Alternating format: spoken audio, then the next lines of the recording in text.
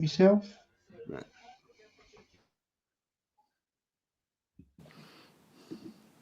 Hey, you crazy cats! 42's live streams and videos are simply not available on vinyl. You will have to go to the YouTubes for that. So if you want content about British traditions and culture, cutting edge social commentary from an unapologetically patriotic perspective, along with a side order of madness you simply will not find anywhere else, then this is the place for you. And to all those early adopters in the chat, don't forget to hit the notification bell. That's how you get the good stuff and make sure you never miss a tasty treat. So with that being said and done, squeeze yourself in. Let's get into it. You know you want to.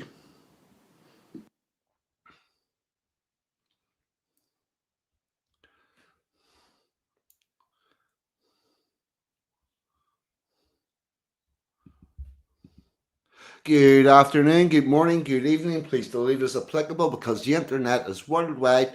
Time zones are still a thing. And god damn it, yes, I got us smoothly from the introduction to onto the screen.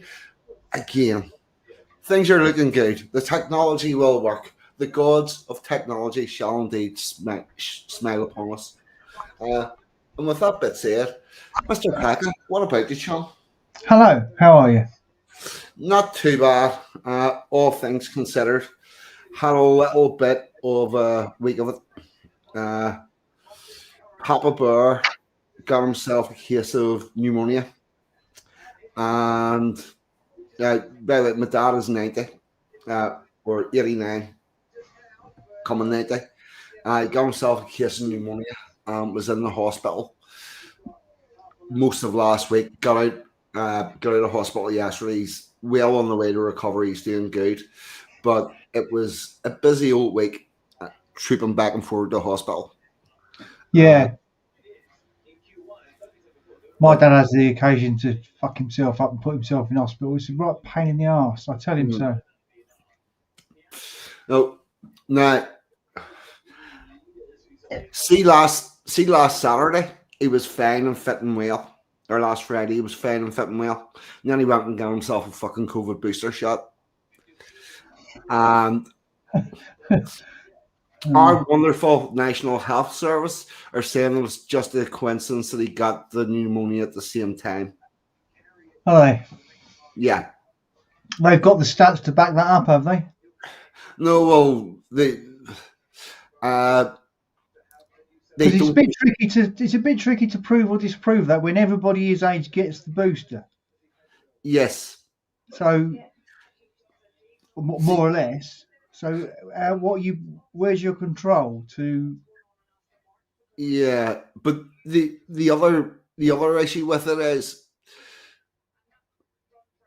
the boosters are the same for everybody and everybody's individuals, and because the booster doesn't have a radically bad effect on a whole load of people, they discount the side effects on the smaller number of people. In fact, side effects are and have always been considered a reasonable byproduct of medical conditions where, we have antidepressants and they feel fit to allow them to go out whenever they've got a side effect of suicidal thoughts. So and this is out of the same medical center that's administering everything else. So they probably just put it down to coincidence, and yeah, well, yeah, that's exactly it. Yeah, just a coincidence. They'll put it down as a coincidence, and they'll not link one thing to the other unless the person makes a fuss and tries to get it on her. Yeah, we live in a time where they'll just barefaced lie to you. Yeah. Well, this is the other thing. Sky's green and grass is blue. This is the other thing. My dad was born in 1936. All his life, he was able to trust his doctors. It's only relatively recently that you haven't been able to trust your doctor. So how is someone who has lived for 70 years with 60 years with the doctors actually genuinely being concerned about improving your health.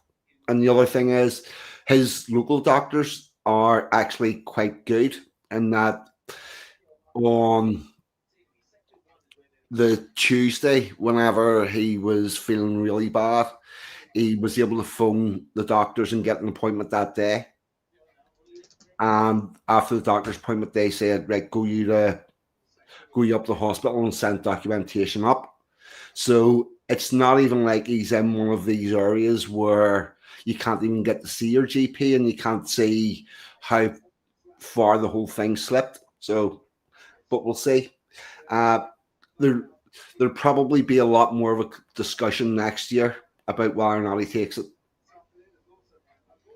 Yeah. And the other thing is, as much as I'm I don't trust the government. I don't trust the doctors. I don't trust the World Health Organization, all that. And my sister would be the polar opposite.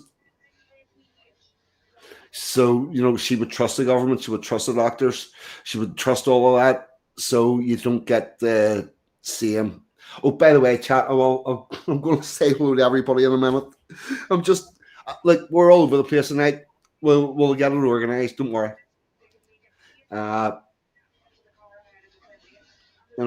so, but even my sister has went, yeah, this is becoming too coincidental, and I don't think he's going to be taking it next year.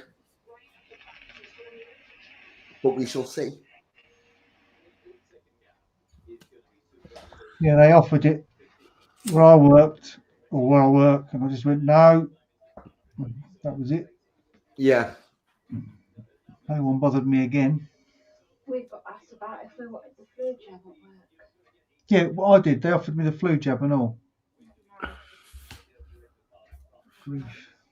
Right. Anyway, so yes, this is normally the end of the month stream. Sansom has to work tonight. We're going to do the end of the month next week, probably with Pakka back again. And tonight we're going to talk about Halloween and some other stuff. I'm going to say some hellos. The first one on tonight was Mr. Dave of the Waffle House. And Pakka. Budgie Burger's in, so the comments are going to be great. Looters, what about you, chum? Willie's Desert Hangout, what about you, mate? Well, Budgie Burger.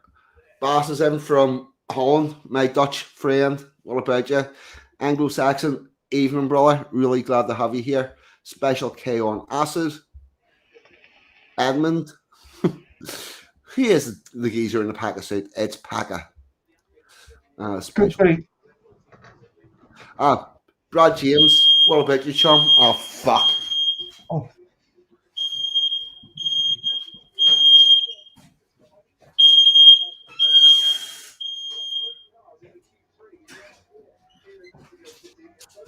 I think he's burnt his dinner.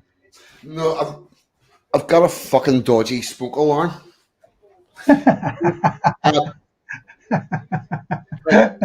There is absolutely something I never told anybody. See, now you've just let the cat out of the bag, right? Yeah. 42 is black. Yeah, fucking my smoke alarm has been going off randomly this evening, and it didn't. It always has 42. It's just you've never heard it before. No. It's definitely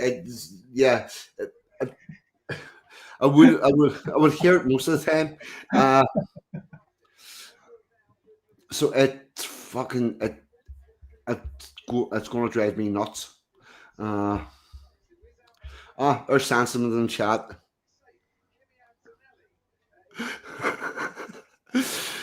You think that's bad? Just look at Tommy. Yep. Boss Lotter Special K.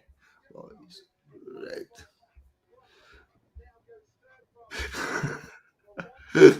Oh fuck, Brad, you did a very good job, lad, my friend.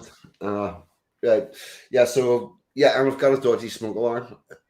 Fucking doing my boxing. There's nothing. I'm not even making toast at the moment. there's not even smoke coming off my cup of coffee. Like it's fucking, and off it goes. Right, where was I? Right, You're saying hello. yes, say hello. Now I'm going to do some shout outs.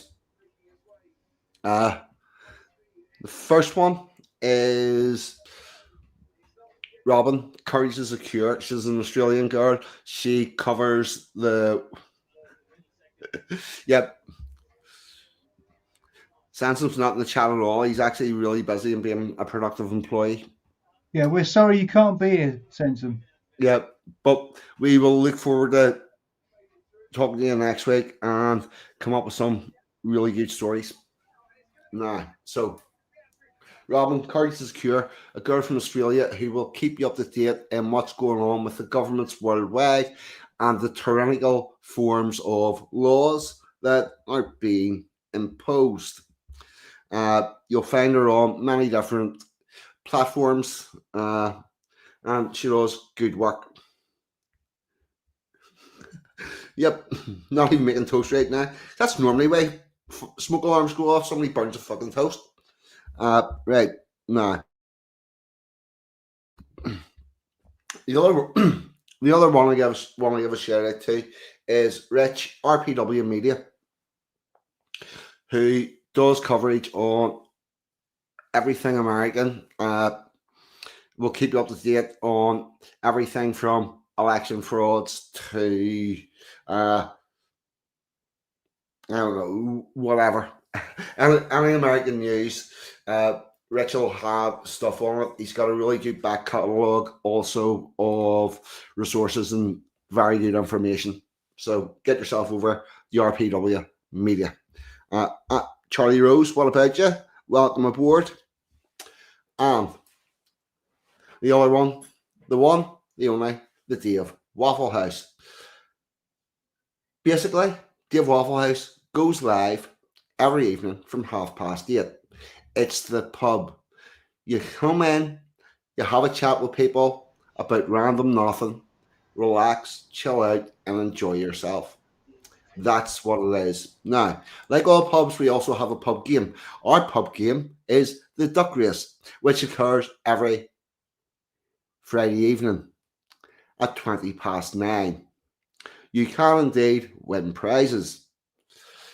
Now, for all the information onto how to get ducks and stuff, just get involved with the show and leave some comments. And if you're there more than 3 times, it is a Hotel California. You will always drift back. And Pakka is currently displaying some of the wonderful prizes that you can indeed win from the Friday night duck race.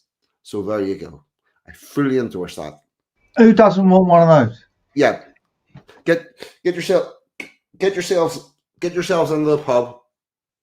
Have conversations that are not overtly political and not important, and just have a bit of banter with each other. That's what we do. Oh, and the other thing is, yep. See, blue punk fucking earpods or music listening to devices for your ears. One on the Friday night duck race. You can get lucky as well, you see. It's about the taking part. Yeah, it is. It is. It is. It's all about the taking part. There's Ams's in as well. What about you, Ams? Nah. Oh, and tomorrow night, 7:30, Ragnar Orangebeer will probably have a stream with a guest. And I'm not sure what the fuck's going on over there at the minute. If there's a chat on and if there's not, don't know. I'm busy on Sunday evenings, but there's the shout out. And with that, we're only 15 minutes in, and we've got through the beginnings. And with that, I think we're on there, Peter Bantaman. With that, we're about ready to start talking about Halloween and into our subject matter. And Mr. Sansom Communion made us a very good little introduction for this segment, which I'm going to play now. See, this is what you miss whenever Sansom's not about, because we used to. Right, here we go. Get ready for Halloween.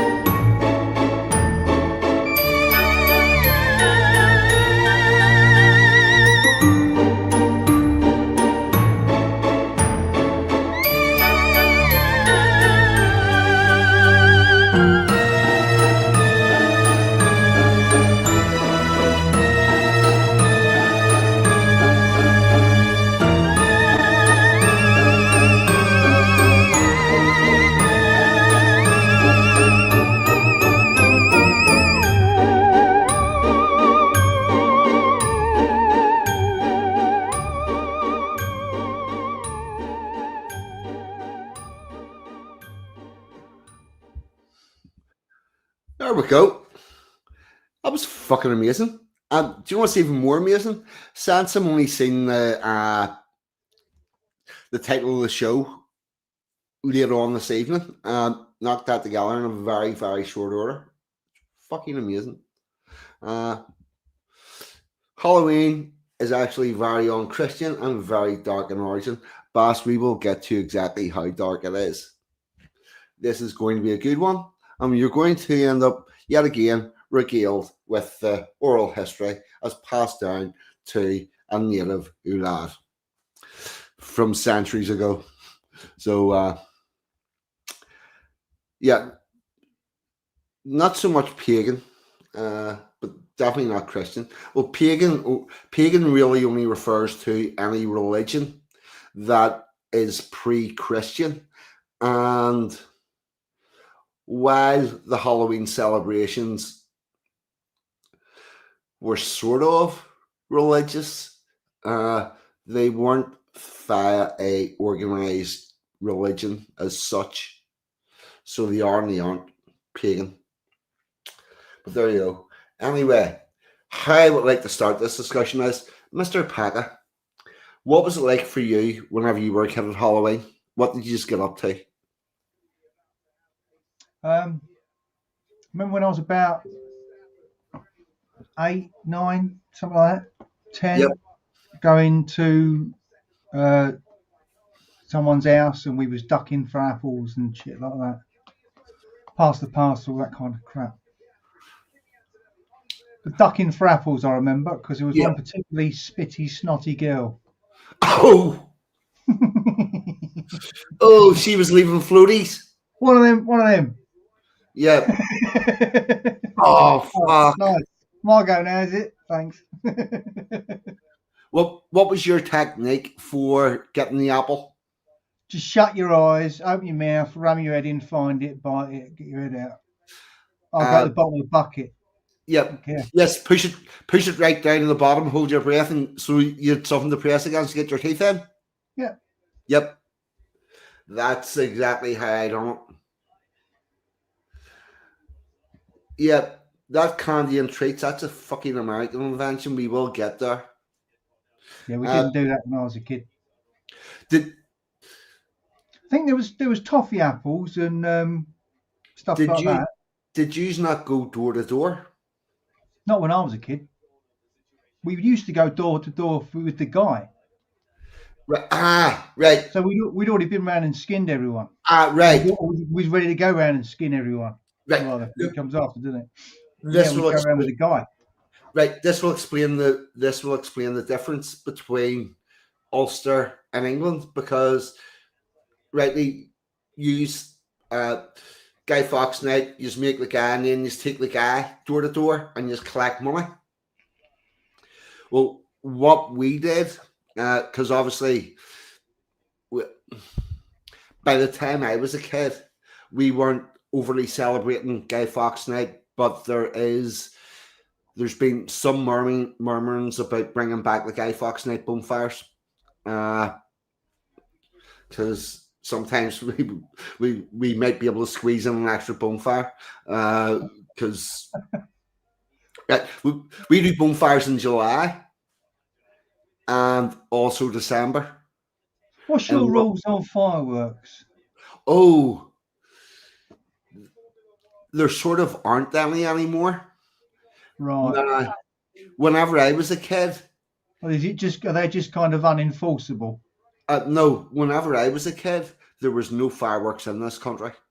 Like zero, right. Fuck all. We got sparklers, and you know the shitty indoor fireworks that you all got foisted upon you whenever you were kids. The box that came out and you could do it inside your house. No, I don't think I ever saw one of those. Right. Well, I ain't been flashed, but I live near a park. We just used to go out in the street. Yeah. Yes, but you only got indoor fireworks because that was the only fireworks we could get. They were worried about the gunpowder from fireworks being turned into explosive devices, so they banned all fireworks. Now the Yeah, fact, kind of. like, now the fact of You the know what I matter mean? is, If you're going to go around blowing everything up, you can't have nice things. yeah, well, and the really interesting thing is there was never a bomb made from gunpowder here. Uh, they they were all fertilizer and diesel, and then they progressed into Samtex. But because these other two products were being used to blow the shit out of places, we weren't allowed any form of fireworks until the Good Friday Agreement was signed, and they weren't made legal, but the restriction on them was moved, and they started getting sold at markets and stuff. And then I swear to fuck, because nobody had ever had fireworks before or access to them. There was some streets in those early years where it was like the fucking Battle of the Somme. Where you, Just you were making up for lost time. yeah, you were trying to fucking run out your car, and there was fucking kids standing at one end of the street and the other end of the street firing fucking 8 shots at each other. Because the Hmm.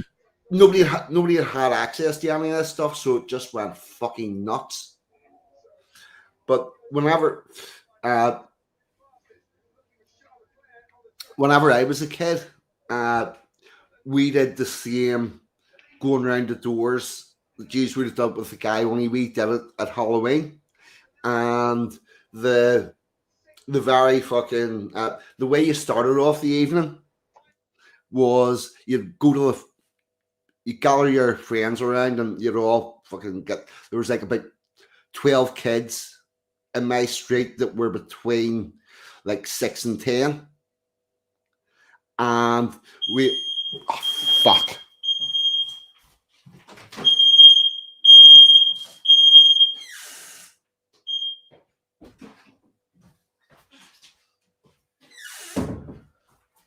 I swear to God, this is going to do my head in. Sorry about that, people. So there was like 10 of us, and we went around all the doors, and the first couple, because most of them were brothers and sisters, so the first two would appear and they'd go around the street, and then the second one would, and then whenever we were all together and had all done our bit, we would then go as a group into the next street and the next street and go around and wrap all the doors and get money. And you'd start off the night, you'd wrap the door, and you'd go through the whole rigmarole. Halloween is coming, and the goose is getting fat. Please put a penny in the old man's hat. If you haven't got a penny, a halfpenny will do. If you haven't got a halfpenny, I'll put your windies through. Actually, it's supposed to be God bless you and your old man too. So you'd start the night doing that, and somewhere about 15 houses in, whenever you seen that you were taking far longer than everybody else and they were getting to do more houses, because what you'd have done was you'd have started at the bottom of the street. One person went to the first house, somebody went to the second, somebody would go to the third, somebody go to the fourth. So all these houses got hit by one kid out of the 10 of us. So if you were doing your whole round, you were getting less houses. So that suddenly becomes rap. Any money for Halloween? And off you to go. And it was what was quite interesting was it was the one night of the year us as on their like 10-year-olds primary the big divide came with the really big social change, and where I live was between primary school and secondary school, because in primary school you were never allowed to go fucking more than 2 streets away unless it was organised, because there was shit going on. But all of a sudden, you'd have that summer and you go into first form and you can go on the bus into the centre of town. You know, it was quite the divide. So it was quite interesting that way as well, because uh, you know, the freedom that you had in that one night, and there was a local pub And a lot of us, at some point, once in our life, went in there to try to get the drum money off the drinkers. Uh, and it was more like a rite of passage than anything else. Did you just go into the pub? Yeah, we did. So that was just sort of like for me. Nah. My next question for you is, what were you told about the origins of Halloween? I can't remember. It was just about wishes and pumpkins and shit like that. I don't think I was told anything in particular. All Hallows Eve. Not when I was not when I was little. Like it wasn't, you know. You Right. just kind of, by the time you're a teenager, you look into it, then you find out these things. And what did you find out? Well, just that it was pagan, and Right. I'm not overly interested. All Hallows Eve. I think I've got new information for you this evening. Good. I'm going to leave what I was told about it.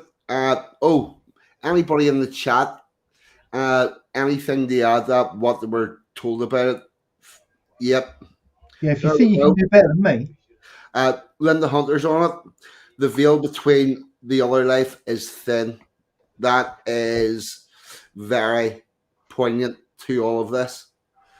All Hallows Eve. Not right. And yeah, it's a midpoint between the equinox and Santa. Right.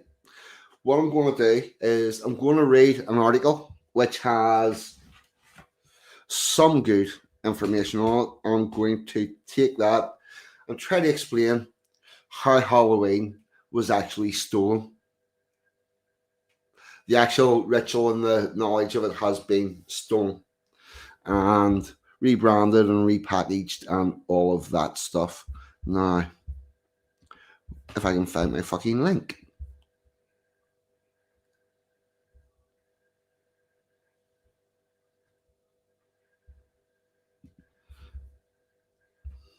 Yep. Yes, this is the one.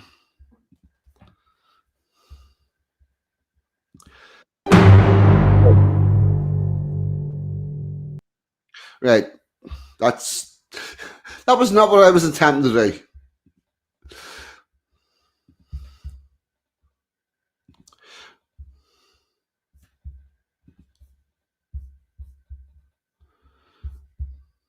All right.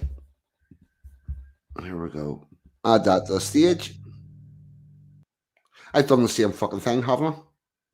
Yep. oh yes, Remove. I have. Right. Yeah. That's more like it. I'm going to have to make this a bit larger and see if we can figure out how to get rid of some of this advertisements. Close and accept. Right. We've got rid of some of that. Okay. So here we go. In Somerset, England, a local tradition called Punky Night in October has very many similarities with different Halloween traditions today. A procession of lanterns go through the village every year searching for sweets.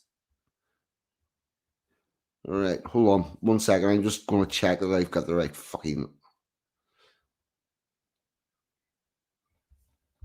I think I've got the wrong fucking link. One momento.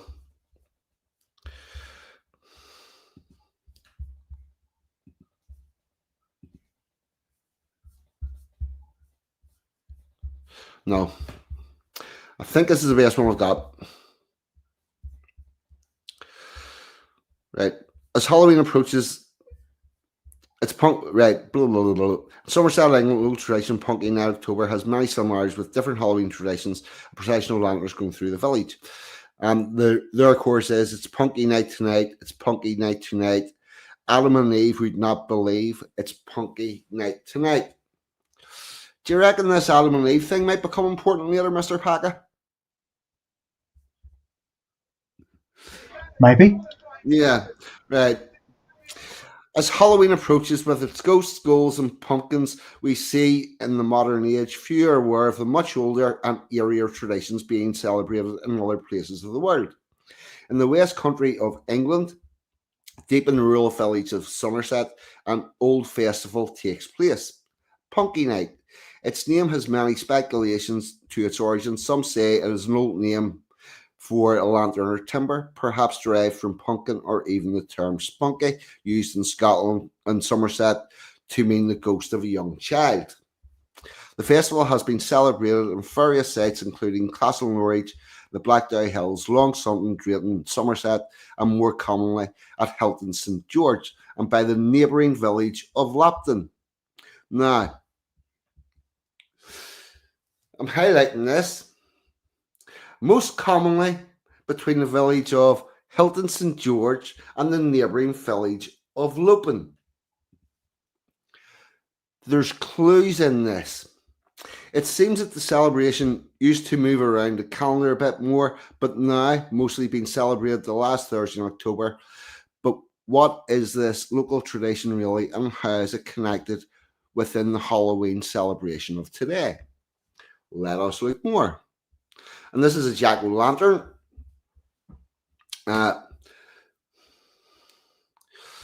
It says it traces its origins to ancient Celtic traditions. The fact that it's in mainland Britain means that it's not Celtic. And those people did not think they were Celtic whenever they. Right. Originally, turnips and other root vegetables are hollowed out and carved with grotesque faces to ward off evil spirits during shaman, a festival marking the end of the harvest season and beginning of winter. When Irish immigrants brought this tradition to America in the 19th century, they found that the native pumpkins larger and easier to carve and a perfect substitute. Over time, the pumpkin became synonymous with Halloween.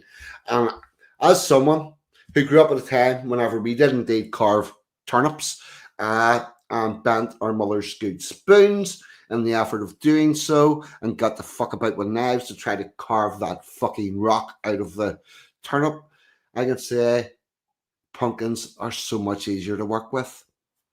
Now, the tradition of Pumpkin Night dates back century, rooted in local lore and shrouded in mystery. On this night, children and adults alike carry a turnip or a head of beef and mangle Wurzels lantern called punkies through the streets, often wearing costumes. Today as the pumpkin lantern takes over, but there are still contests and prizes for the best punky. So these are the different turnips that have been carved, and they're talking about dressing up and stuff. The eerie glow from the hollowed out turnips cast ghastly shadows as they sing the traditional punky night song, demanding small offerings from neighbours.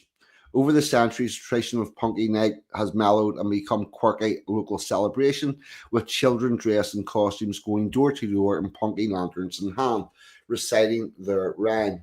Now, what I want to point out here is that see the way this is centered around one town, and one town has held this tradition.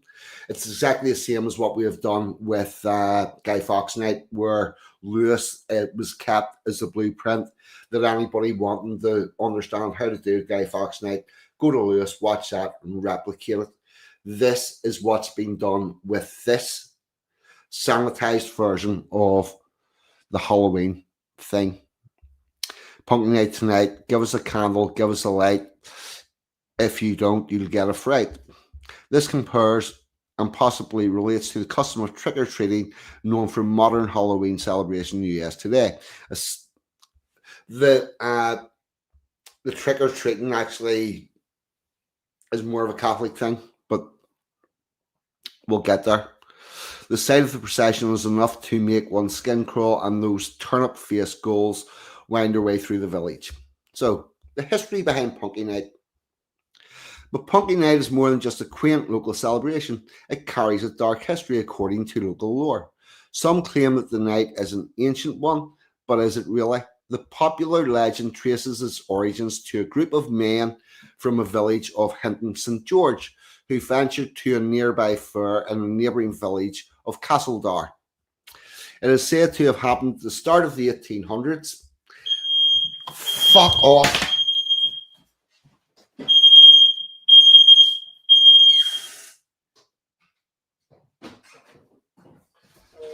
I reckon it's Chiselborough. What? Right. Sorry, I had to go and shut that thing up again. Right. Neighbouring village of Childerborough. It was said to happen at the start of the 1800s. The organised way of celebrating, though, didn't really happen until the 1900s. Now, Mr. Pakka, as Hello. someone who watches these streams, are you noticing a pattern with traditions that begin or changed or were reformed in the early 1800s? No, There's a shitload of them that have. well, they all do, didn't they? Yeah, That's what happens, isn't it? yeah, well, but it's my contention that there was a dedicated effort to change all the previous traditions in the early 1800s to take away their meaning and to take away, particularly to take away anything that was pro-British and nationalistic. No, Hans, I'm not. This is the scary thing. I'm not smoking. I'm not making toast. I don't even have a fucking boiling cup of coffee. But this smoke alarm is deciding to go chirpity chirp chirp. So what happened in the early 1800s with see all the reformers that and the suffragettes and all of that shit? They also demanded a change in the cleaning up of all the celebrations. And this is where the disconnect begins with the English people with anything pre-1800. As if you notice, anything of nationalistic pride gets sent to World War II, World War One, but nothing before that. Because the left at the early 1800s drew a line through everything, sanitized the traditions to the way that they wanted them. This is going to, if it keeps going off through the night, Anglo, it's going to get fucking dismantled. Is how that's going to roll. So I believe that the changes that we're reading about here were part of the social changes within Britain. So the story goes like this.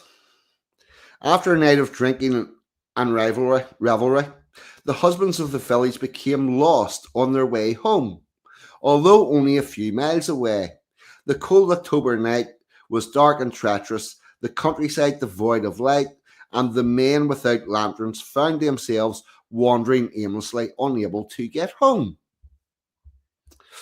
Their wives, worried and frustrated, took to the streets, carving punkies out of the turnips and midwillers because of the windy night, and setting out to find their wayward husbands. The very Mangle whirls. yeah, Mangle right. wurzels. Mangle wurzels. That's it. Yeah, mangle wurzels. Right. So what we've got in this story is the men of the village and the women of the village all out of their houses, wandering about in the dark. Right. The very word punky is sometimes thought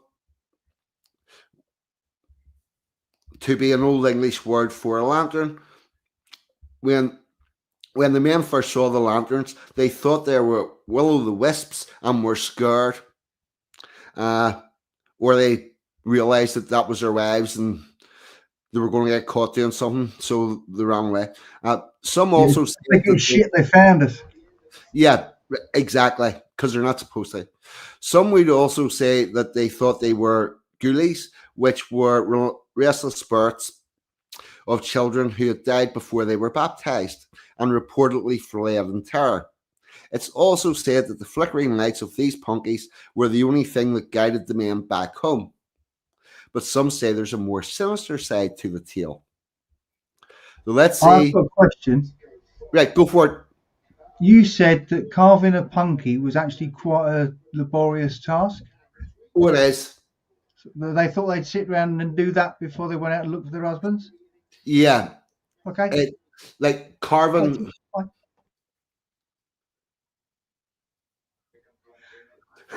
Carry Yep, I on. am. Yep. As someone who carved turnips, yeah, it took like fucking all afternoon. And the other thing is, you could very easily bollocks it up because if the outer wall of the turnip got too thin, within about 5 minutes it would heat up and fold in on itself. So there was a sweet with the actual construction. Like this is not a quick job. I am not buying that they thought this was a quick way to get light. Yeah. No.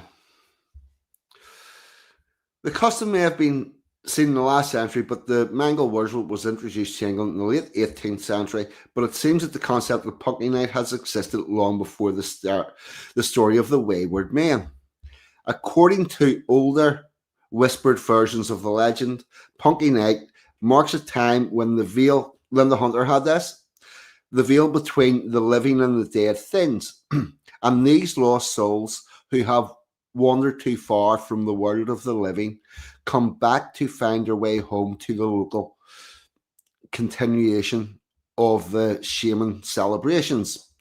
I'm going to disagree with it on this point, but we're close.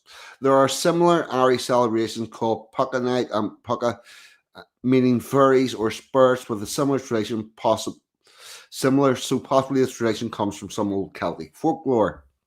Turnip lanterns are not just a guide for the living, but also to ward off the spirits of the dead who roam the dark countryside. The sight of punky lanterns grown in the hands of a child is said to keep these spirits at bay, at least confused, and think they'll find their way back to the afterlife. They are also said to be placed in the windowsill to ward off evil spirits, much like the jack-o'-lanterns of Halloween today. Now, I will now give you the full, unabridged, oral version of this that I was taught as a child, and it comes in two stages. So, as a child, we were taught that on Halloween, All Hallows Night, that's a time whenever the veil between the living and the dead is at its thinnest, and therefore your dead relatives may attempt to come back and visit you. Now, the problem with that is if you're sitting in your house minding your own business and all of a sudden your dead relative arrives, you're going to be frightened.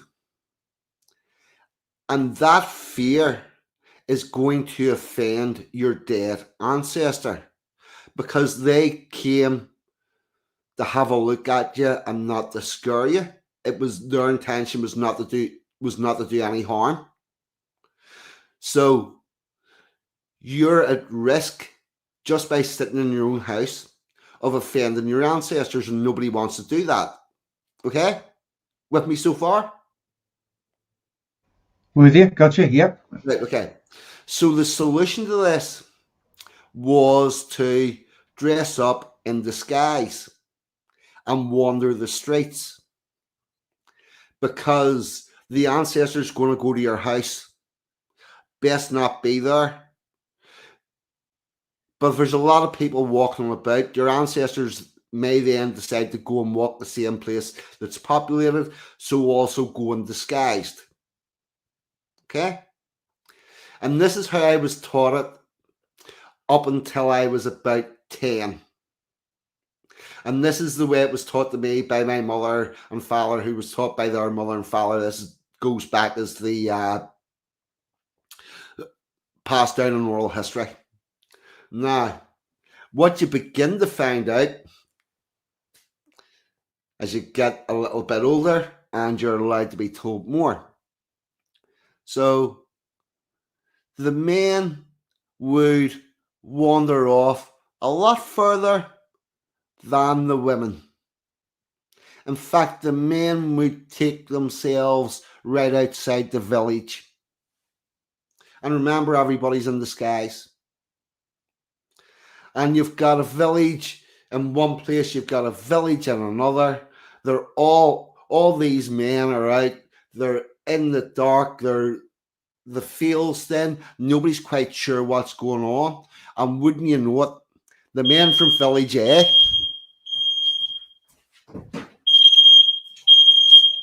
Just when it's getting exciting. Fuck. Yeah. Right. The bucket So of water coming. yep. So the men from Village A end up in Village B, and the men from Village B end up in Village A. And remember, all the women are out walking the streets of the village, and everybody's in disguise. And in order for the disguise to work, not even their husband or wife knows what disguise they have decided to put on. So if you're out on this on this night where the veil is thin, and you're disguised, and everybody else is disguised, and you've got lost, and you bump into your husband or you bump into your wife, and decide to see out the rest of the night in a little secluded area and have sex, and then make your way home. If you arrive home and you sort of realize that that's not the disguise that I seen, and I might have made a mistake. Well, it's not. It's no harm. It's no foul. It was a mistake, and everybody can just forget about that. And the other thing about that is, whenever you're talking about those rural villages that were very small in size, inbreeding would become a problem. But if you're getting a regular input of seed from a different community, then It's not called a gene pool, it's called a gene puddle. And this is the problem. Right, yes. So you're actually increasing the gene pool, the gene puddle. And it's interestingly, this happens in October. What happened in May? In May you had May Day, where you have the fair, where everybody comes together, and you have hand tying, and people go off into the woods and go a Maine. And that's another opportunity to spread your gene pool.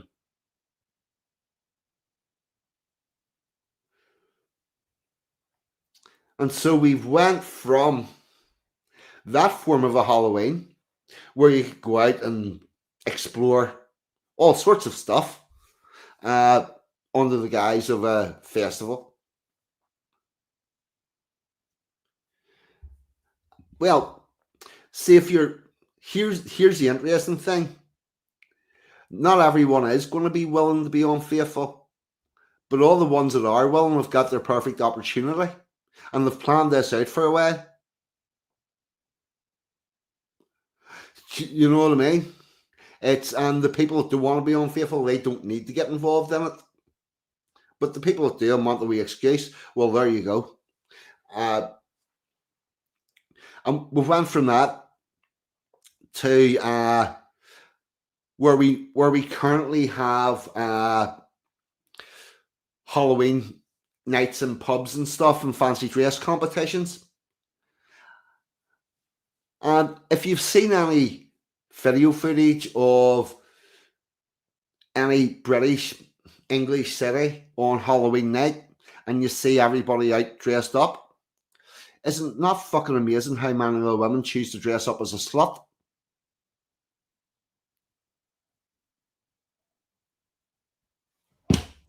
But that doesn't change on any night at weekend of the year, does it? Yeah. Oh no, it's markedly different to Halloween. No, Halloween they go full slut. Yeah, the rest of the year they just go kind of horror. Yeah, right. Yeah, no, there's a definite attempt to slutty up the already slutty appearance for Halloween.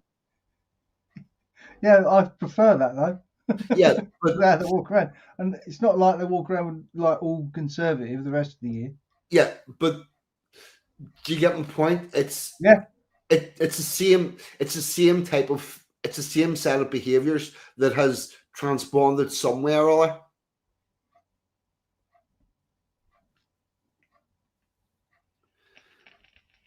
Uh, there you go. I grew up in the countryside from when I was 11, and country folk are not, um, as the phrase go, not Yes.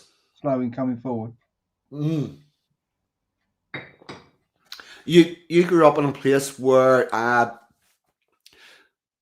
relatively the relatively recent past they would have been doing the whole town crossover thing.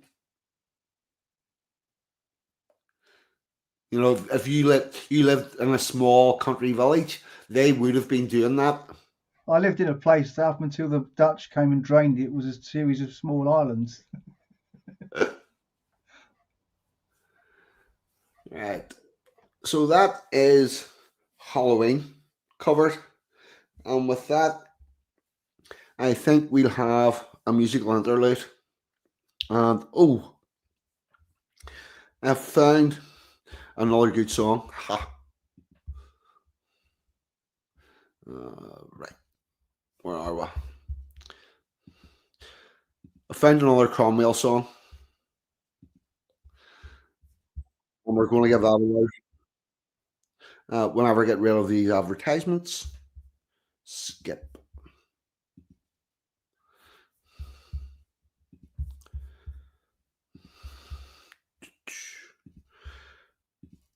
This new way of showing the screen, by the way, has made everything so much more fucking difficult and takes so much longer.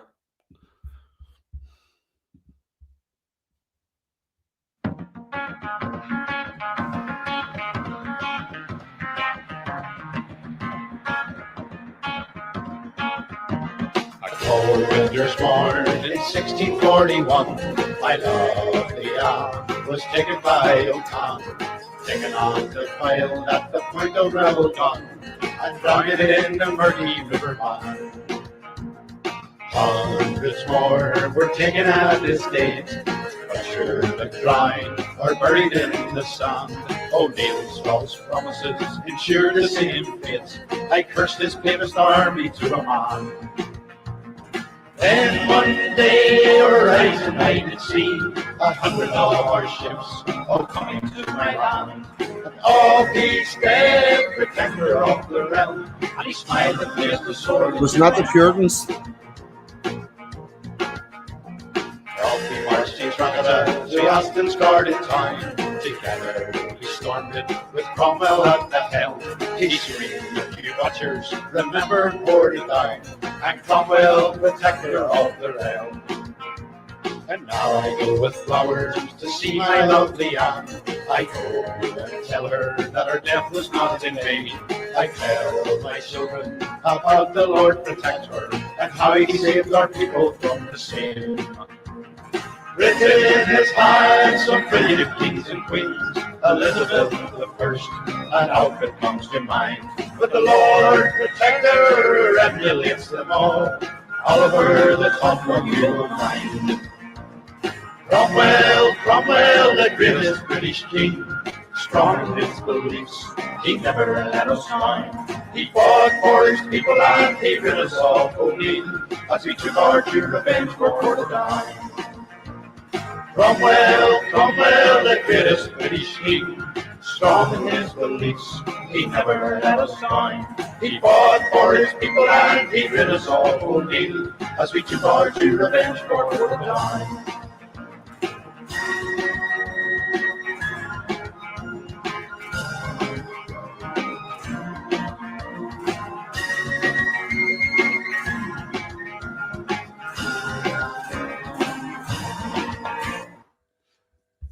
One momento.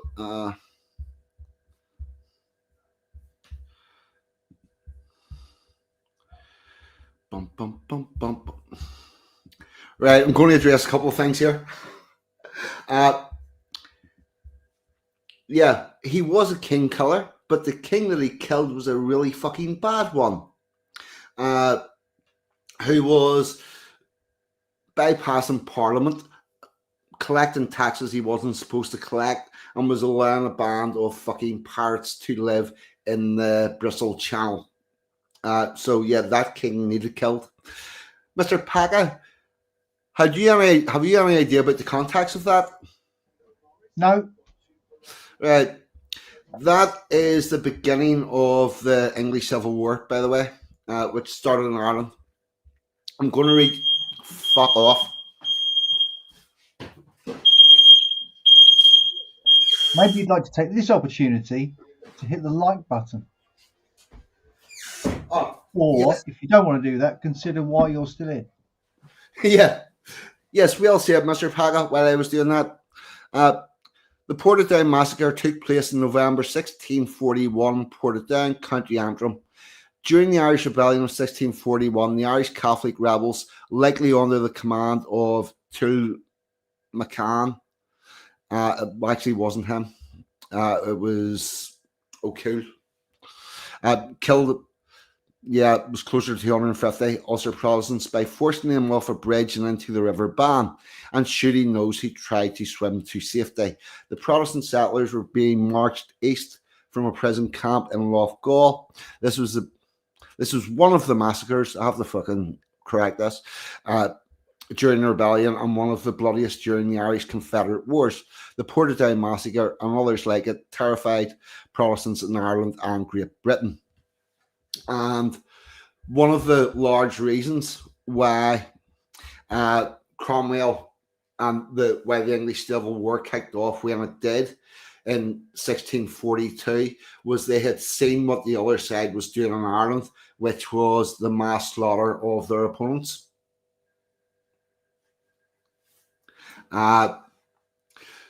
Namely the British Protestants, and that's when it became apparent that they were definitely going to have to fight the Civil War, because if they left that unchecked, it would arrive in England. And the massacres in Ireland persisted from 1641 to 1649, when Cromwell came over and kicked fucking ass and restored order and justice to the country. There you go.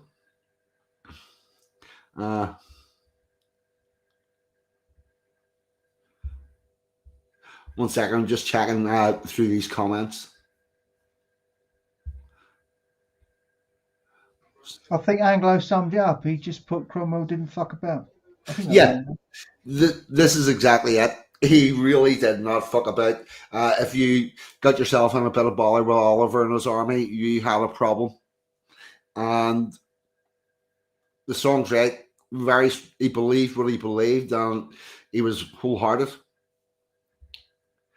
Yep, that's exactly it. Mate, there's a reason why you aren't taught that history, and it connects to why you aren't taught the history of Halloween or the history of its traditions or any of that, because they need that break, as if what the left do with the British is try to treat them like they appeared around 1800 as a whole new fucking people, and segregate that from the history. Because if they allow you to have a proper understanding of your history and everything that happened, how you got to where you are now, there wouldn't be a leftist in the country.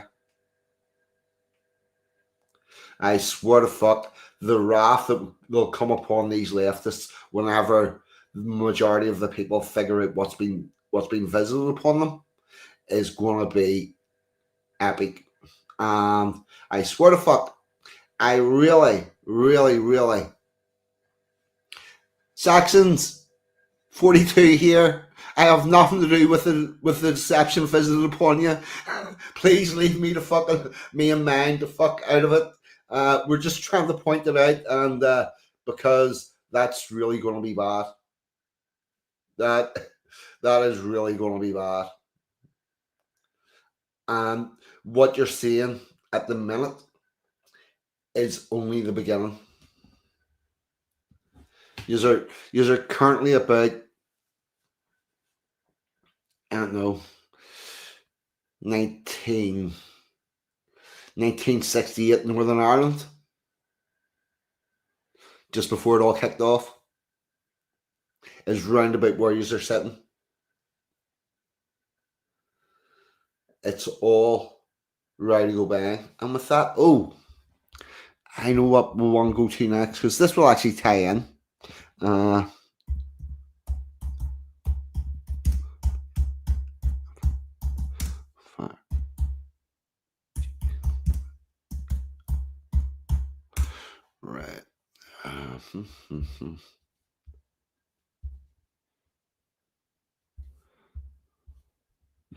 Right. Oh no, hold on, that's a fucking Facebook link.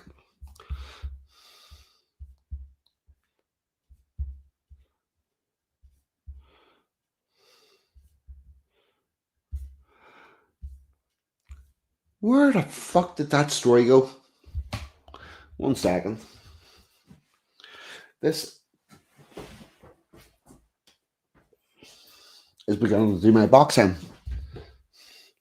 The removal of stories. Because that was there.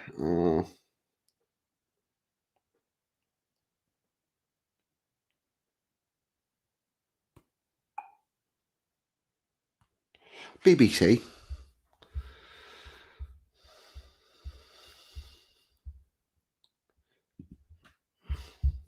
Well, you can't trust them bastards.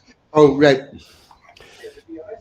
Do you know what it is? See from my read it now, they have edited the story. There you go. That's right. And whenever they edited the story, they edited the headline. So I wasn't seeing what I was expecting to see, but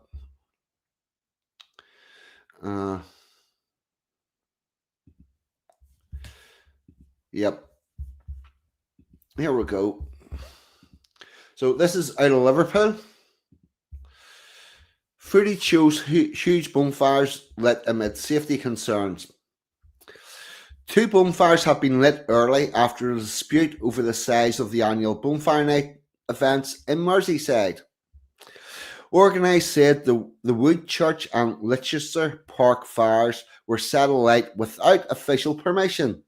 Oh dear, dear, dear, dear, dear. My biggest question on that is, when the fuck did English people have to start asking for permission to light any bonfire? Because that should not be as it is. They were lit without permission in Whirl after fears the council would take them down. However, Whirl Council has denied the claim, saying at no point were they asked or told to cancel the event. No, they didn't. They wouldn't be asking to cancel an event. Why would they need to ask them to cancel it whenever they're already talking about removing it? The authority said organisers have been told. The authority said organisers have been told to reduce the size of the bonfires due to safety concerns, for details on event management and first aid planning to be submitted. This is exactly what they say about all the bonfires that they want removed in Northern Ireland, by the way. They cite fears about the size. They cite fears about people's buildings. They cite fears about anything. And we're not trying to take your bonfire away. We just want it to be made a little bit smaller. And,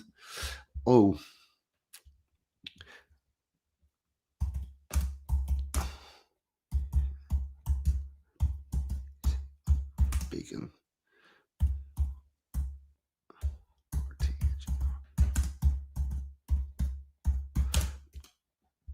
Actually, I'll come back to that and see if we can find one. Hang on, the second to last paragraph there. Yep. Explains it. Yep, hold on. One mum who attended Wednesday's event with her children after seeing on social media, it just brings everyone together and we all look forward to it. Fireworks were set off from several locations in the park 2 weeks before the event was supposed to occur. 2 fire crews were sent to the impromptu event after they received a call at about 18:45 British summertime, Merseyside Fire and Rescue Service. The local democracy reporting service understands organisers of both events received letters from World Council earlier that week, which gave them 24 hours to reduce the size of the bonfire. Yeah, the council said its request came after a fire safety official ruled the 2 bonfires were deemed not to be safe of size, particularly when considered in the context of the wider events plans. Yeah, we're not stopping your bonfire, we just want it smaller. And this is where it starts, and then you're not allowed to have a bonfire at all. Scotland is in the process of banning fireworks. The authorities said it acknowledged the hard work put in by the organisers and the enjoyment it brought to the local people, but added safety must come first. Misinformation.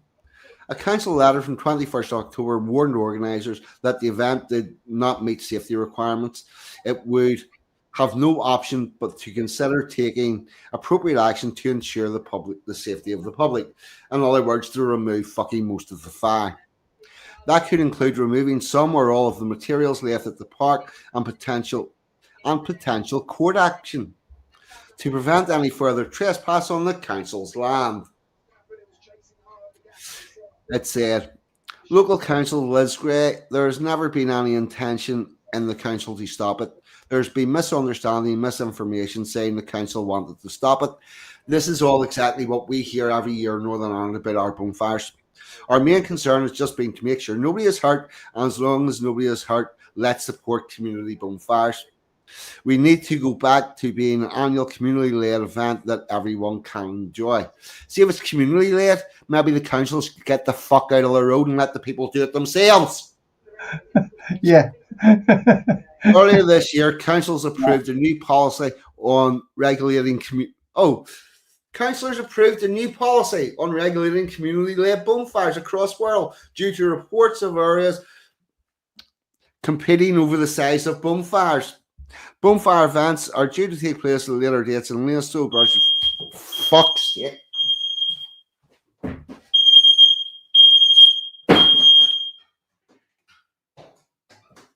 Brilliant, he's got sound effects now. This is going to fucking... It's talking to the cat. This is in danger of being the bane of my life.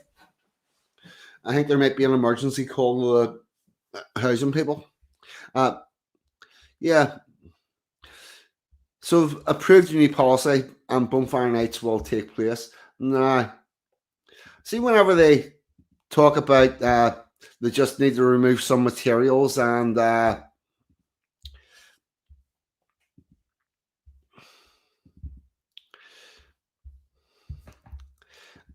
make it safe for everyone. Yeah, this is we're not fucking with it. We're not doing that. Okay. Right. All right, we are fucking with it, but only a little bit. But hardly anything, right? No, us fucking with it is actually a good thing. Do you want to see what one of these safe bonfires look like? Yeah, go on. Because I've got photographs of them. Go on. They look like this. This is what you're heading towards. That's what, 12 foot tops? Yeah. And what to do is structure that seems to be hollow. Yeah. It's a wire mesh filled with like sawdust type stuff, and they come and put it on a bed of sand. And everyone's exactly the same. Belfast City Council has spent almost 120,000 on community bonfire beacons this summer.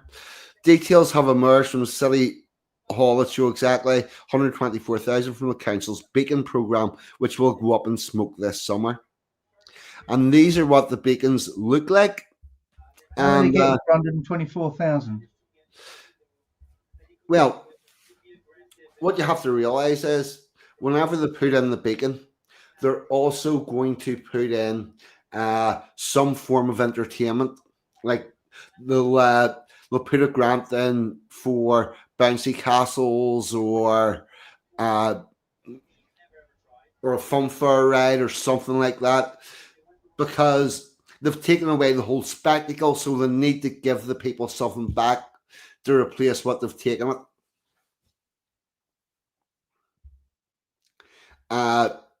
So that's why, and the other thing is, anything that the government do always comes in overpriced, because you've got preferred bidders and you've got the people that run the contracts and all of that. Yeah, Spanish chicken, indeed. A bonfire for the sheeple. Needless to say, what happens here is where they have put in a bonfire, where they have put in a beacon, the bonfire that was on that site has simply moved elsewhere. And what the people do is they have their they have that beacon light at about 8 o'clock in the evening for all the kids, and then they walk over to the actual proper bonfire. So that, but we are in a extreme running battle with councils and with everything about our bonfire sites, and you're now in the same fight in Liverpool, and it's actually no surprise to me that this begins in Liverpool, because Liverpool is a very divided city, and your Guy Fawkes events in Liverpool are more likely to be a bone of contention between patriots and non-patriots than elsewhere in the country. There's, I believe in quite a few parts of Liverpool, Guy Fawkes Night is still quite a patriotic. Yeah, you would think that. You would think Liverpool is lefty, but it's actually very divided. Rich, RPW Media, welcome aboard, chum. Thank you very much for coming along. I sent you an email, by the way. Hopefully, you can hear it now anyway, but it's on the email. Any chance of you coming on the end of the month stream at the end of November? Rich? There you go. You get the email thing anyway. The Liverpool's very divided. And I would say that there's parts of, Toffee ain't no lefty is very true. I'll find you some. Oh, what do you say? You see what I find you about from Liverpool?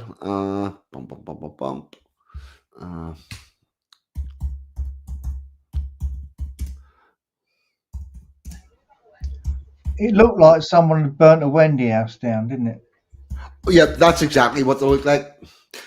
And they burn for a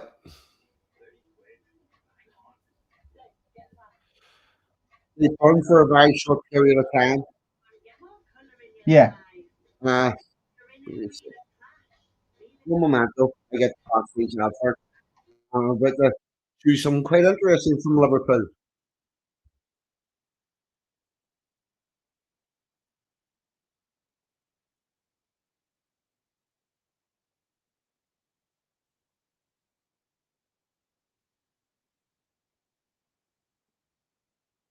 Really see us, mate. Bump. Share screen.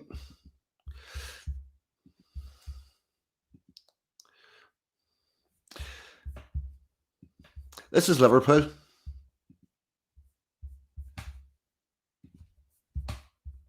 See lots of people here with bagpipes, wearing lots of orange. We saw some of these people preparing this morning at one of the lodges, which is just a few miles from the town here in Liverpool. And some of those, you can see them there. Steve, who we spoke to this morning, alongside with the members who are also there. Some young people as well who are involved. We can see lots of them in the background, some young men as well with some instruments. So, yes, the music's quite loud now. We'll just let you get a bit of that.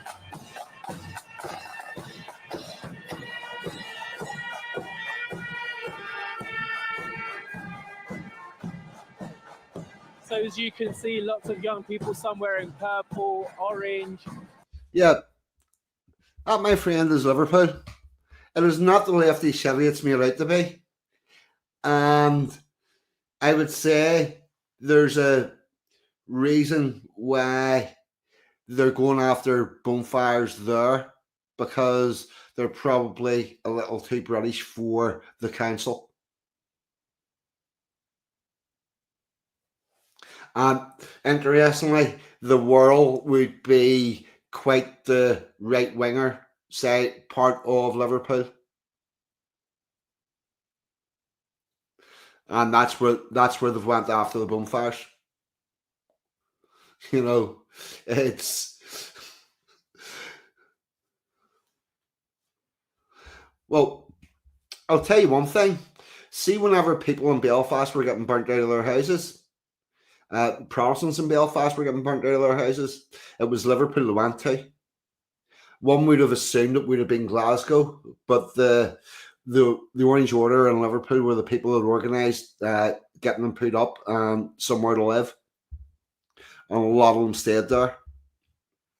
And if you want to find if you're anywhere about that area and you want to find somewhere where you will be welcomed as a patriot and have a really good night, look up the Dairy Club and see what's on their entertainment, because they do regular size bashes and stuff.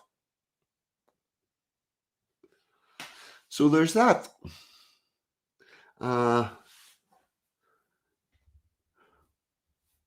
What else have we got?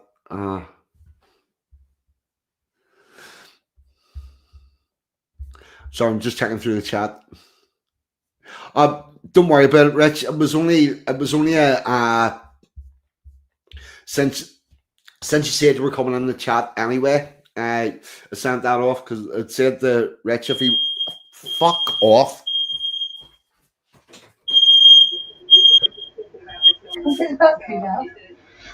I don't think he can. If it's a Oh fuck that. Fuck it. That, and that alarm's one of the ones that's wired on the electric too. I'll just tell my missus that. She just asked him, why don't you take the battery out? Yeah. I'm sure you thought that'd be once in a while. It's fucking wired in the electric, and while I was turning it off there, I had a quick go at trying to unscrew it to see how easy or potentially difficult that was. Fucking, if it keeps on like this, it will. It hasn't done it. Do you have a surgical glove to hand?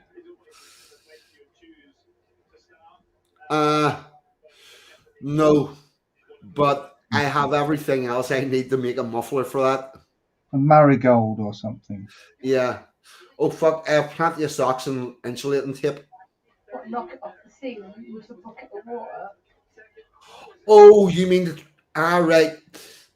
To stop anything getting to the sensor? In Minecraft, maybe. Yeah. Yes, that will work. Thank you. I will. Yeah, that's getting done. In fact, that might get done during the next musical interlude. All right. But I also need to go to the toilet, so this is all getting fucking awkward. Yeah. Okay. Right, we're going to have a musical interlude. I definitely need to go to the toilet. It's going to be a slightly longer one.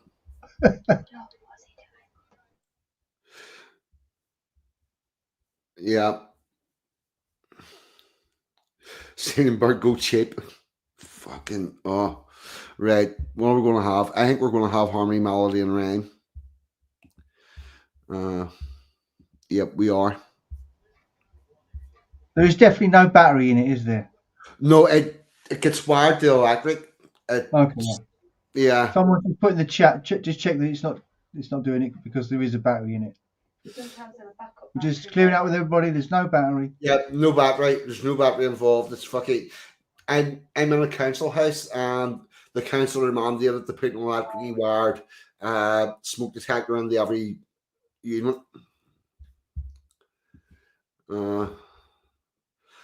Which would be great if it wasn't malfunctioning.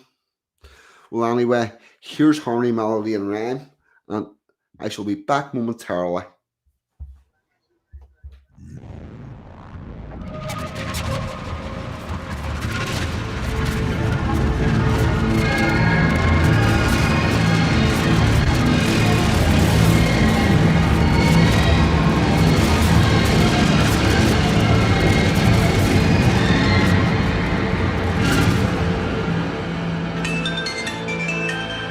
Hello, this is 42 speaking. Welcome to the Resistance.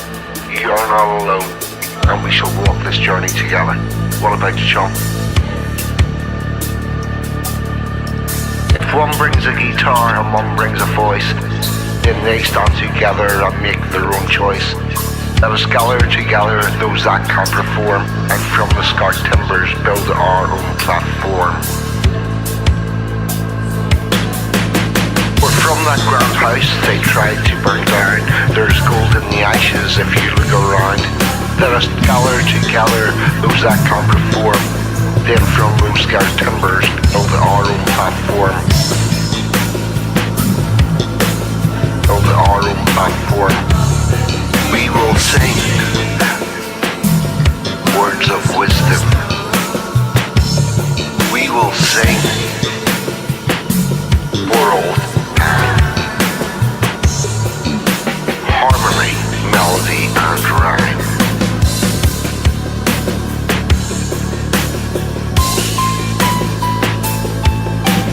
We descended from minstrels in old days of yore.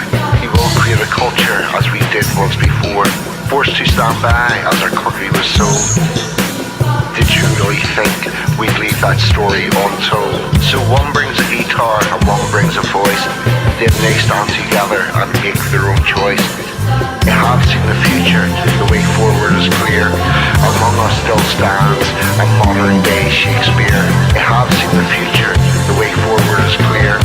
Among us still stands a modern day Shakespeare.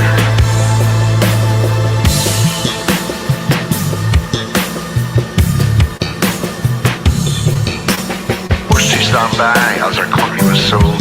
Did you really think we'd leave that story untold? We will sing words of wisdom. We will sing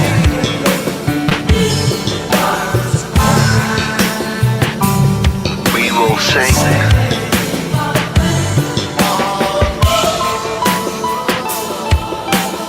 harmony, melody, rhyme.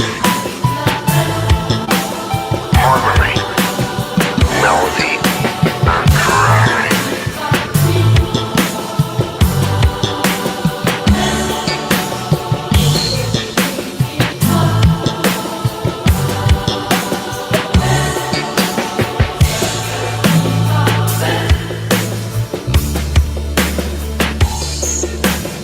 So one brings a guitar and one brings a voice, then they stand together and make their own choice.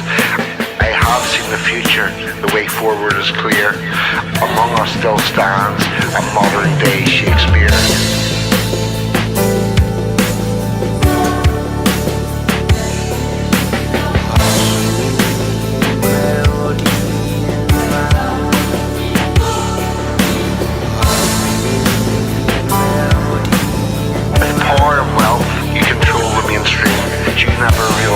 You cannot kill a dream. So we will gather together those that can perform, and from the scarred timbers build our own platform.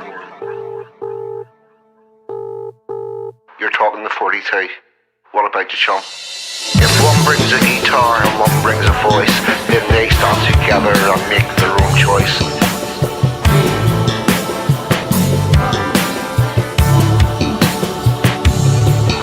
Sing words of wisdom, we will sing for all time. We will sing for our people, harmony, melody, and rhyme.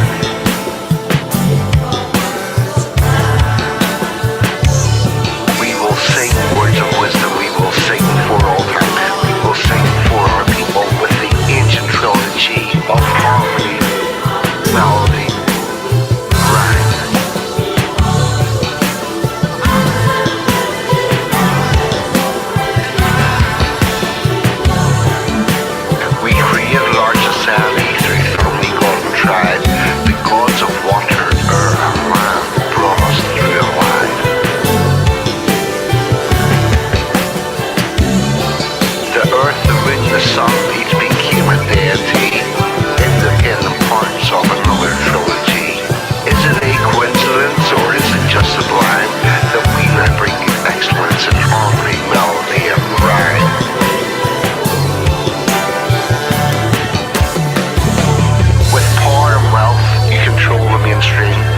never realized you could not kill a dream. You could not kill a dream. And we shall walk this journey together.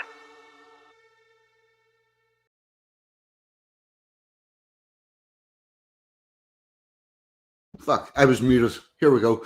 Me too. For the record, I have now got a sock over the smoke detector. Well, I'm not expecting that to actually make it quieter. It means that there's possibly it may stop it going off. We will see. It's a mystery. Nah. Next thing. Oh. Is this.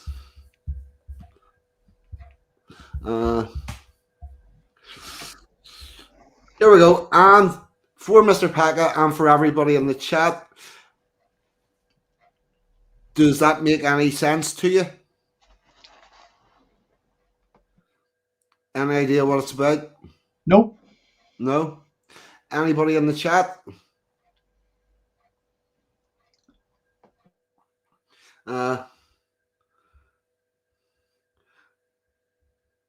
Yeah, anybody in the chat? Well, we had a bit of a court case going on in Belfast this week. Soldier F. No. Yep, Brad's on it. Bloody Sunday. Soldier F is a British paratrooper who they were attempting to prosecute for murder on Bloody Sunday. Interestingly, they allowed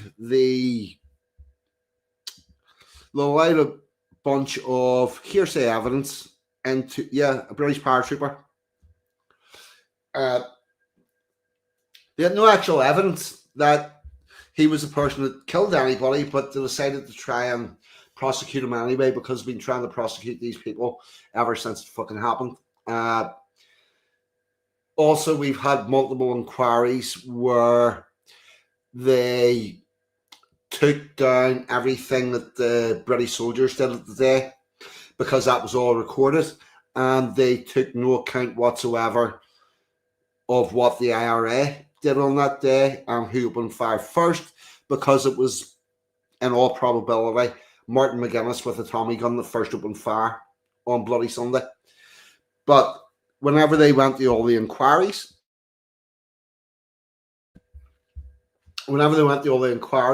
they simply said, as an Irish Republican, I will not divulge the activities of the Irish Republican Army on that day, or my activities as a member of the Irish Republican Army on that day.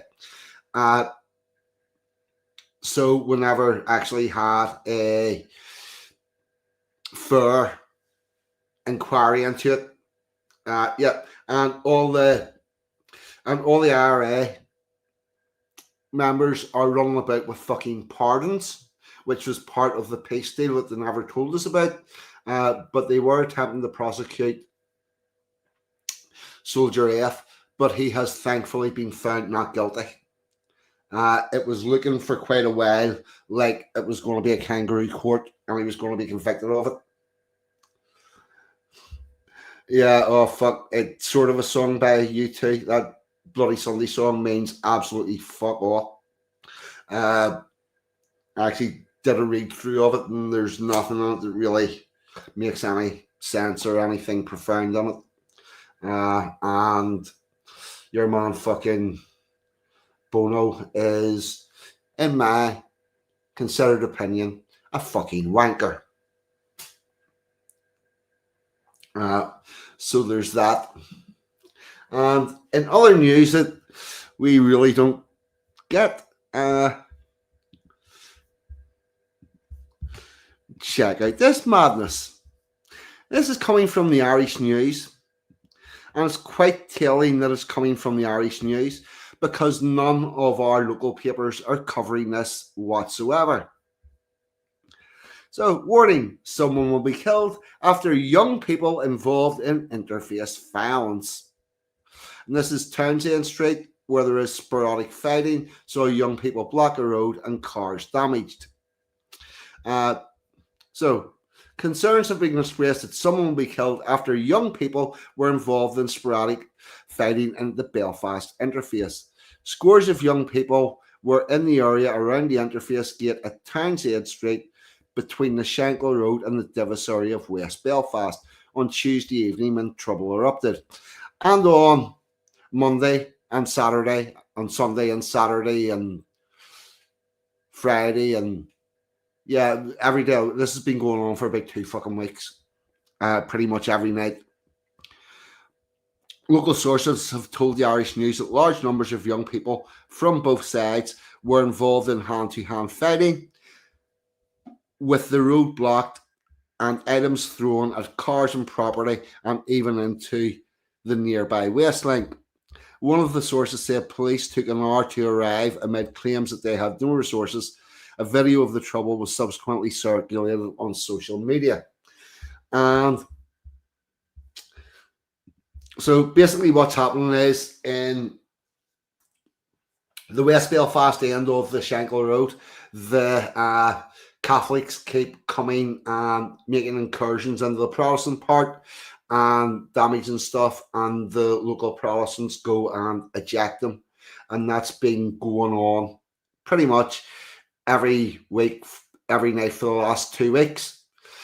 However, the rioting was going on in South Belfast, where the Donegal Road was being attacked, seems to have stopped, and the attacks that were going on previous to that in the Fountain Estate in London area, they seem to have stopped either as well. And as you can see, the way this is being worded, it's being put across as if it's half and half, which it is whenever you consider the quantity of people. But it turns out that all the paint bombs seem to be hitting the Protestant houses. All the damage to the cars seems to be happening in the Protestant area. Whenever these things stop, there's no damage in the Catholic area because it's going from one direction to the other. And while this is going on, we keep having people like Sargon of Akkad, who cannot get Irish cock far enough down his fucking throat, going on about how brilliant the Irish people are because they burnt the fucking asylum hotel or some shit like that. And what I can say is that, having lived in Belfast, the Irish know how to do a hell of a lot more than that, and they've done fuck all, as far as I can say, other than have a couple of sporadic riots, not the organised form that they are very, very capable of, and they are not doing it the way that they would in Northern Ireland to get a political reaction, which is also quite telling. And the likes of Sargon Akkad, Tommy Robinson, all those people that just cannot get enough Irish cock down their throat are, in my humble opinion, on the wrong track. Our missus went into Lincoln today, and so it was very nice to see there was lots of flags up, but there was Irish flags as well, which was a bit strange. Yeah. The George Cross and the Scottish one and all that was up, and Irish flags. Yeah, because I would say the people that are putting up that bunch of flags can't tell the difference between Northern Ireland and Ireland, and they actually believe that the Irish are on their side. Now, why they're getting that opinion, I have no clue, because the American War of Independence, the Irish turned up on the American side. In the Boer War, the Irish turned up on the side of the Boers. And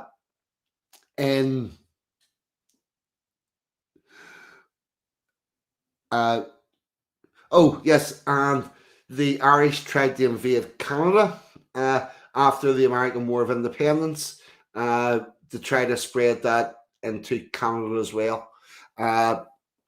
World War One, the Irish were pretty much on the German side, and the people who actually fought for the British Army from Ireland, whenever they came back, they were total social outcasts, couldn't get a job, couldn't find somewhere to live, were totally fucking denigrated for having been on the British side. Yes, Amanda Lee, you're correct. The Irish hate us. In World War Two, the Irish were on the side of the Germans. They had a bombing campaign in England during World War Two, the S-Plan campaign. In the Falklands, the Irish turned up on the fucking Argentinian side. Every battle that England has ever been in, Irish people have fucking turned up on the other side. And why anybody thinks that they're suddenly going to be all our friends and help save us from Islam, I really can't understand that.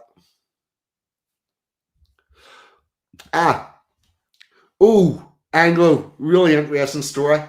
This is fucking cracker. You'll like this. So, in New York and Chicago, the Irish immigrants formed Irish units to join the American army to go down and fight the Mexicans. And before they went, they had a parade round the cities, which became the St. Patrick's Day parades that you see today. However, after joining the American army and going down to the front line, they found that the American army were a little bit keen on the discipline, didn't like their soldiers to be drunk on duty, didn't like any pilfering from the wages, didn't like any of that stuff, and wanted a disciplined army, which meant that the Irish invariably found themselves getting quite a bit of punishments because they liked to be drunk on duty. And they then promptly deserted and joined the Mexican army. So yes, while the Irish did go... Not just that, though, is it? Yeah. What did the Mexican army have? Well, tequila? Weed. Yeah. Well, probably. The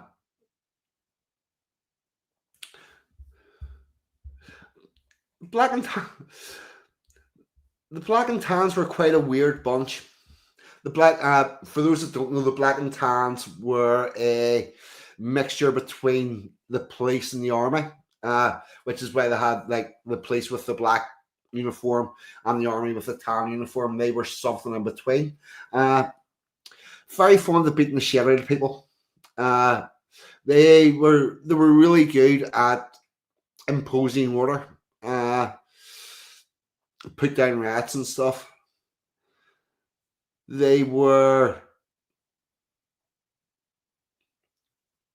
as quick to bash the Protestants as they were to bash the Catholics. They were just generally a violent paramilitary force, but they did provide order.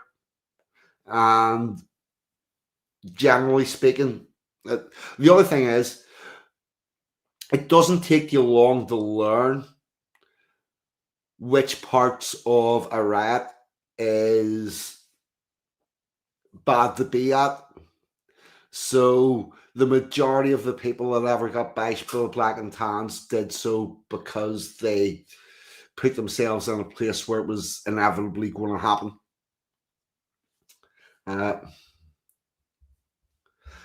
Yeah, I get that he's got an Irish mother and he can be sympathetic towards him all he wants, but the problem is he's trying to drag the whole fucking country with him. Whenever Tommy had his big protest day, where the likes of Sargon and Arcad and a bunch of other white English people got to stand and grin on the stage for the last 10 seconds, because that's all the time he had for them. And those fuckers put up with it and didn't come out and denounce him the day after. Why?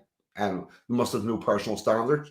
But there was not one mention of the English Bill of Rights on the stage. There was indeed talk about the Irish Constitution, a document that was formed after the Easter Rising and Ireland getting its independence from Britain. And a hacker, I seem to remember. Yeah. Oh, yes. And also a hacker. Yeah. Gotta have one of them. Yeah. Well, to be fair, at least the hack is not a celebration of victory against the British. The Irish Constitution is. Irish Constitution goes into overthrowing the imperial chains and shit like that. It's that really did not belong on that stage, but neither did the hack as well. And the church that he had doing all the singing is a fucking globalist grifting church. And the person to the head of it is not only a pastor, but he's also a diplomat. So, yeah. And the one thing I will say about all of that, I believe that everybody that turned up to support his protest is genuine and they're there for the right reasons. However, I don't think they are getting exactly what they think. I think there's a lot of subterfuge going on there. And the more it goes on,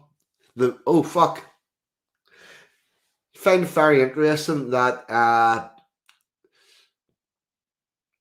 Sargon got Tommy Robinson got Sargon of Akkad to do his promotion, and Mark Collette got Count Dankula, and the both of them are mates and never fall out about anything or have any disagreements about topics. Sargon and Dank, but they're both the two different polar opposites of English nationalism.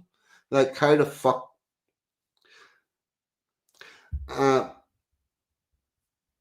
Yeah, I would say he's a Catholic.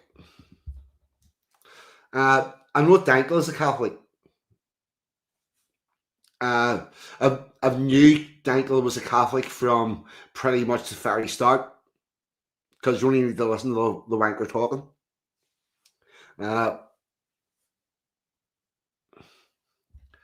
Oh yeah, sure. Like, it's not rocket science.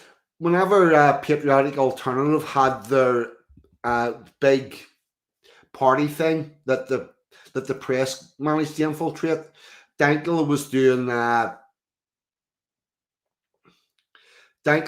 security on that one.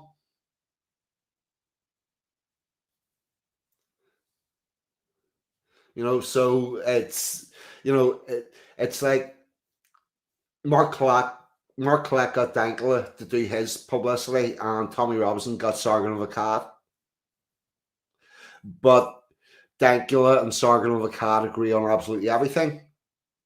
So there's something not gelling there. Yeah, and by the way, the person I'm trusting least in all of this is fucking Sargon of Akkad and Count Dankula. Apart from anything else, Count Dankula is currently selling fucking snake oil. He's doing the way he always used to do Raid Shadow Legends for his his ad raid. He's currently promoting this cocoa that has really high something in it, and that goes into your body and releases your stem cells and sends your stem cells out to fix anything that's wrong with you in your body. If you drink this shake protein thing, of course it does. Yeah, well, we'll see with it being something that goes in and gets the stem cells out, which will fix anything that's wrong in your body. You would obviously only have one product. Wouldn't you? Yeah. Whenever you went on the have a full head of hair by next week. Yeah, whenever you went onto the website, there would only be one product, because this thing is going to fix everything. But whenever you click through and go onto the website, there's fucking half a dozen products for different ailments. You know, even on the face of it, you only have to do that level of research to go, does this make sense? But Count Dankula is quite happy going along and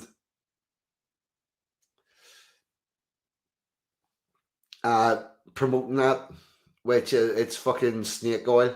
If you're willing to do that, you can't trust somebody on anything. I really don't care if people are selling Raid Shadow Legends. I really don't care if they're pushing fume. I don't care if they're making their own coffee. But something that's a blatant fucking lie, no, I'm sorry. Fuck away off that. That means that your voice can be bought. And if it can be bought on fucking pushing a cocoa powder, it can be bought on pushing anything else.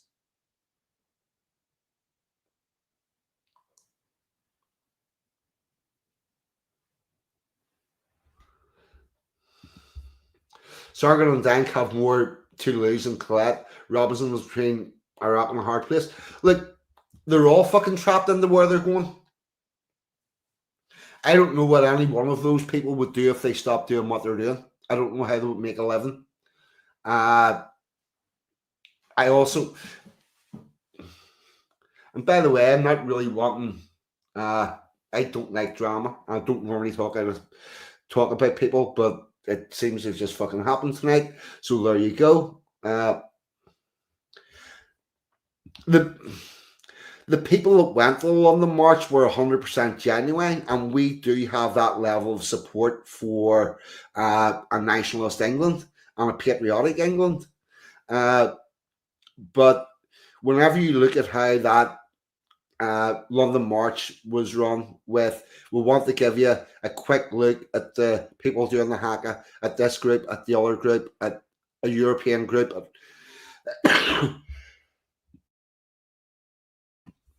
No one there went to see the haka. Yeah. If all you looked at was a list of the attendees and you didn't know their political persuasion, and you looked at how these people were all put together, but something about fucking uniting the kingdom of United Kingdom, you would go, that's a fucking leftist has organised that, because they've got every fucking special interest group going.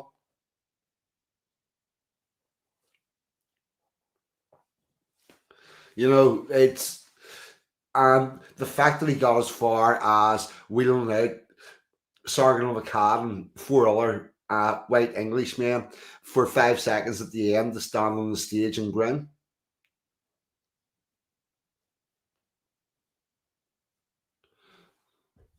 Oh yeah, Bast, yeah, I know I got that. I'm sorry if I didn't make that clear. I knew you were on that lines as well. Oh fuck.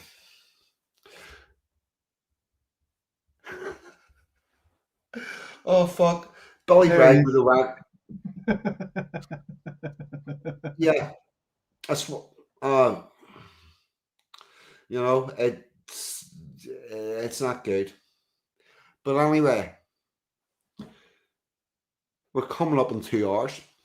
And I think I'm gonna wrap this up very, very shortly.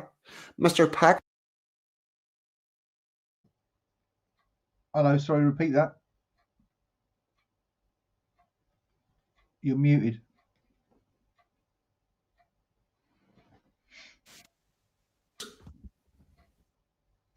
I didn't hear what you asked me. Why is he doing this?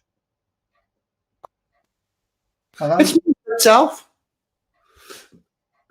There's something going on. Oh fuck! I started off the night with all the best hope for the technology, and it seems to have went to shit. Right?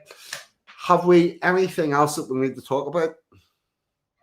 Not that I know of. Right. Okay. Any preference for a outro? Well, yeah. What? The one I'm on. Yes. Fingers crossed. Spanish checking. Yeah. Smoke alarm incoming. Yeah, it's fucking bound to be due. Right. Yes, we will. We will go with the Raise the Colours, and I will put all your comments up on the screen. Thanks for having me. Oh, It's been mate, fun. listen, thank you so much for coming on. It's all right. Just sit here. As always, it has been an absolute pleasure. And here we go. This is the English Raise the Colours. Please give this a share. I will get the link in the description while this is going. Who are ye, in rags and rotten shoes, all dirty and bearded, blocking up the way? We are English. We come from the edge of Europe, beyond which lies only water, ice and death. This is the place we made our home. Raised our cattle, planted the crops, evoked their gods from circles formed of stone, so those gods could witness us atone. When Roman forces did invade, we fought as lions, refused to yield, and those we left out in the field, but the English, they were the seed. Who adversity did propagate, an indomitable people who we would fight to toil and mock in equal measure, and find humour in our adversity, because that is our way. The battle-weary tribes besieged by Vikings, banded as brothers with Angles, Jutes and Saxons. It took some years of consideration to produce our culture of toleration. The creation of the English nation at Stamford Bridge we won the day, but William was quickly on his way. 1066, the commutation brought the cursed Norman invasion. A ruling class they would impose until calls for Magna Carta arose. And to all the kings the message was sent: you only rule us by consent. So what of the English, I hear you ask? You know us as the working class, the ones whose toil, blood and sweat brought you the greatest empire yet. So you should learn at your mother's knee of revolutions that number 3. That number 3. 1, 2, 3. Agricultural, where mechanised planting and harvesting was married to selective breeding, we created a food surplus, the envy of the world. Industrial, where we conjured cities to house factories inhabited by a well-paid workforce to man the machines. This coupled to the ingenuity of English engineers who never found a problem without a solution. The third, the glorious one, that brought about civil and religious liberty, one rule for all, and the radical notion that a man should profit from his labours. But we are not greedy. We exported our language, our law, our sense of fair play. In our safe shipping lanes trade flows through never-ending day. And when Britannia ruled the waves, we used our power to free all slaves. We managed the world and allowed all others to travel in the social order we created with humour in adversity, because that is our way. Achievements we have too many to list. From this small kingdom God has kissed. We travelled the world from the highest mountain to Arctic's Kabatic, tundra and back again. The traces of our kindness are in our railway lines that transport the world to work, our compassion in the water systems that hydrates foreign soil. We left everywhere better than we found it, because that is our way. I could list another thing or two, like how we taught the world to queue, but I'll leave that for another occasion. It's time to have a celebration. Admire the wonders of our creation. To our ancestors, homage we must pay for doing things the English way. For we are the English, and this is our day.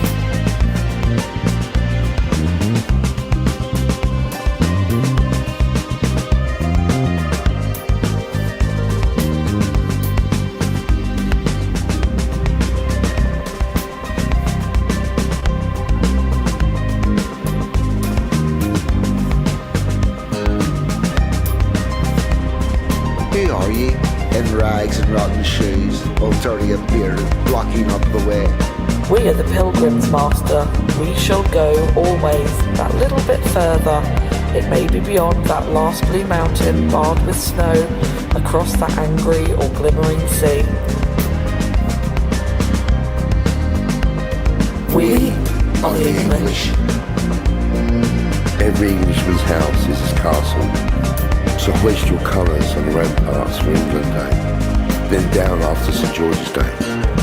We are English, and we'll be patriotic in an organised way.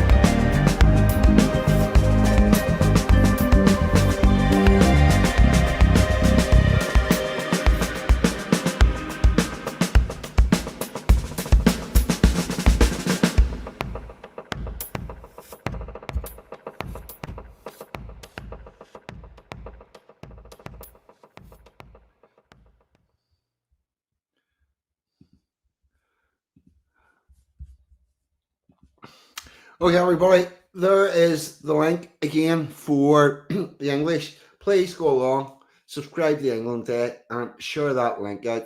It's still under fucking 300 views. Please share it out. Let's try to get it somewhere. And other than that, Pakka's been Pakka. I've been 42, and you lot in the chat have as always been fucking amazing. Thank you. Good night. God bless. See you all next week. I'm out of here. Goodbye.